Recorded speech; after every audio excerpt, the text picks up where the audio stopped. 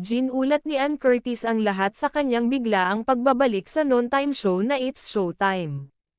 Nang makita siya ng kanyang mga kasama, agad siyang niyakap at sinalubong ng mainit. Hindi inaasahan ng mga manunood ang pagbalik ng isa sa mga orihinal na host ng programa. Matagal nang hinihintay ng mga fans ang pagbabalik ni Ann sa show pagkatapos ng kanyang break.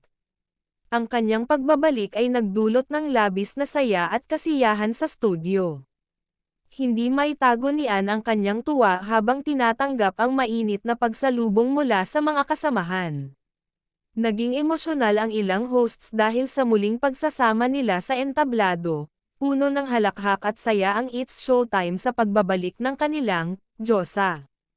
Marami ang nag-abang sa social media ng mga kaganapan sa kanyang pagbalik.